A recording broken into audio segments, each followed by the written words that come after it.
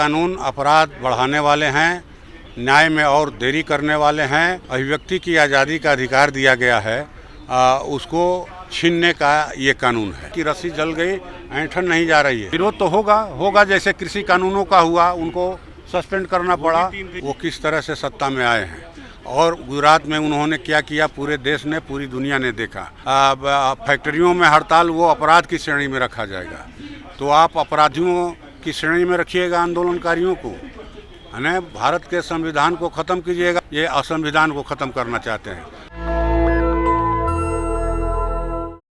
आज पूरे देश में भाकपा माले की ओर से इन तीनों काले कानूनों के खिलाफ में धरना प्रदर्शन हो रहा है। ये तो कहकर लाए जा रहे हैं कि भाई त्वरित न्याय होगा, इन कानूनों से अपराध पर नियंत्रण होगा, लेकिन ये कानून अपराध बढ़ाने वाले हैं, न्याय में और देरी करने वाले हैं और कुल मिलाकर भारत के संविधान के अंदर जो भारत के नागरिकों को अभिव्यक्ति की आज़ादी का अधिकार दिया गया है, उसको छीनने का ये कानून है। सर, ये भी कहा जाता है कि एक चाय वाले प्रधानमंत्री बने हुए हैं और तड़ीपार जो है गृह मंत्री, हाँ। वो कैसा कानून बनाएंगे, देश कैसे चलेगा? वो तो देख ही रहे हैं कि किस तरह से ये जो है माने कानून बना रहे हैं, चला रहे हैं, ठीक ना। ये माने वैसे लोग, अब तो क्या कहिएगा, वो महामहिम ये कहिए कि माननीय प्रधानमंत्री जी हैं, माननीय गृह मंत्री जी हैं, ठीक ना। ज़्यादा टिप्पणी करना उचित नहीं होगा, लेकिन सब लोग जानते हैं वो किस तरह से सत्ता में आए हैं और गुजरात में उन्होंने क्या किया, पूरे देश ने, पूरी दुनिया ने देखा। तो जो अभिव्यक्ति की आज़ादी है इन कानूनों से खतरे में है। अब ये कह रहे हैं कि धरना प्रदर्शन, एक जगह इकट्ठा होना, भूख हड़ताल, ठीक ना, फैक्ट्रियों में हड़ताल वो अपराध की श्रेणी में रखा जाएगा, तो आप अपराधियों की श्रेणी में रखिएगा आंदोलनकारियों को, है। भारत के संविधान को ख़त्म कीजिएगा। हम लोग तो बार बार आरोप लगा रहे हैं, ये बार बार आरोप लगा रहे हैं, कोई झूठा आरोप नहीं है। ये इन्हीं सब कार्रवाइयों के जरिए जाहिर होता है कि ये कानून को, ये असंविधान को ख़त्म करना चाहते हैं। अभिव्यक्ति की आज़ादी का अधिकार रहेगा कि नहीं रहेगा? कोई धरना पर बैठा हुआ व्यक्ति अगर ये मांग करे कि माने नेट को ख़त्म करो, शिक्षा मंत्री को माने बर्खास्त करो, फिर से परीक्षा हो नीट की, तो ये कहाँ से अपराध की श्रेणी में आएगा?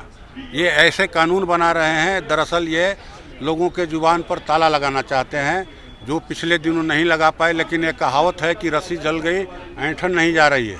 इनकी ताकत कमज़ोर हो रही है, फिर भी ये जन विरोधी कानूनों को लाने से बाज नहीं आ रहे हैं। थानेदारों की मर्जी पर अब ये कानून बनाया गया है कि वो FIR करेंगे कि नहीं करेंगे, ये थानेदारों की मर्जी पर है। ये थानेदारों की मर्जी पर कैसे छोड़ सकते हैं आप? हाँ, वो तो कहेगा कमज़ोर आदमी का FIR नहीं लेगा, ऐसे ही नहीं लिया जाता है। थाने के अंदर जो है 15 दिनों तक आरोपित को रखने का प्रावधान था, अब उसको बढ़ाकर 60 दिनों से 90 दिनों तक कर दिया गया है। तो इस तरह से कुल मिलाकर के ये अपने इन कार्रवाइयों के जरिए इनके खिलाफ में जो पूरे देश को ये अडानी अंबानी के हाथ में देना चाहते हैं, जो विरोध हो रहा है उस विरोध को दबाना चाहते हैं, जो कभी नहीं होगा।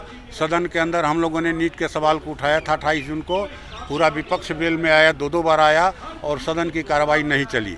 आज भी हम लोगों ने उठाया कि पहले आप नीट पर चर्चा कराइए, लेकिन आसन की ओर से और सरकार की ओर से आश्वासन दिया गया कि महामहिम राष्ट्रपति जी के अभिभाषण पर चर्चा हो जाए, इसके बाद जो है हम नीट पर चर्चा कराएंगे।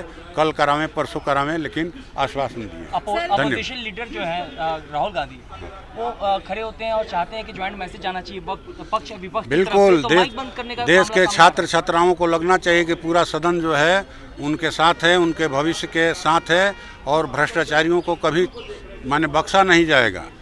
अब तो देखा हम लोगों ने बिहार में, ये भ्रष्टाचार के खिलाफ में भी खूब बोलते हैं। 10 दिनों के अंदर 3 जो है पुल ढह गए, 3 उद्घाटन भी नहीं हुआ, बह गया। तो इससे भ्रष्टाचार का बड़ा उदाहरण क्या हो सकता है? इससे बड़ा किरण रिजिजू कहते हैं गरिमा के खिलाफ होगा अगर बिल्कुल चर्चा गलत बोल रहे हैं, वो गलत बोल रहे हैं। ये माने छात्रों के भविष्य पर चर्चा करना कैसे गरिमा के खिलाफ है? जो छात्र जो है देश बनाते हैं, देश चलाएंगे आने वाले दिनों में, उनकी मांग अगर, उनकी समस्या पर चर्चा अगर सदन के अंदर होगी तो वो गरिमा के खिलाफ कैसे है? सदन की गरिमा को बढ़ाएगा वो। सवाल ये आज से लागू हो गया, अब क्या तैयारी है आपकी, कैसे इसका विरोध हो गया? विरोध तो होगा जैसे कृषि कानूनों का हुआ, उनको सस्पेंड करना पड़ा। 3 थे, ये भी 3। हाँ, ये भी 3 हैं। वो भी किसानों की समृद्धि खुशहाली के लिए लाए गए थे, लेकिन किसानों ने कहा कि नहीं, अडानी अंबानी के लिए लाए गए हैं, किसानों के हाथ से खेती और ज़मीन छीनने के लिए। इसका भी होगा विरोध। हर बात का फैसला जो है लोकसभा विधानसभा में ही नहीं होता है, सड़कों पर भी होता है।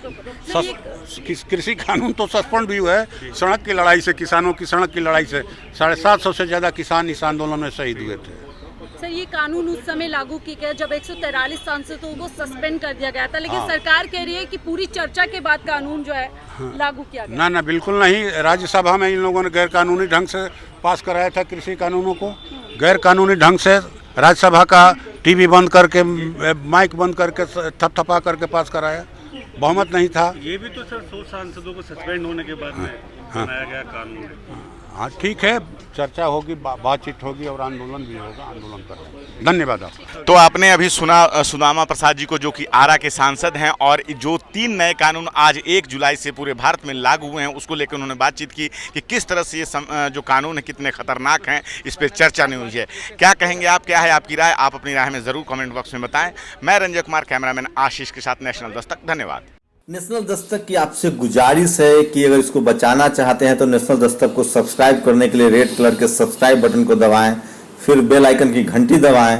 नेशनल दस्तक को बचाने के लिए बहुत ज़रूरी है कि हर खबर को शेयर करें, लाइक करें, कमेंट जरूर करें।